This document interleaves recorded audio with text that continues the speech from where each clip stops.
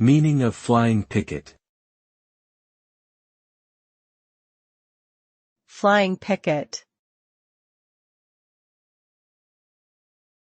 Flying picket. Flying picket. Flying picket.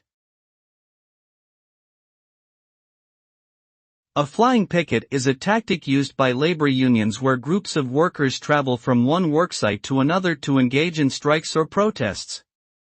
This tactic is often used to maximize the impact of strikes and to prevent replacement workers from being brought in to continue production.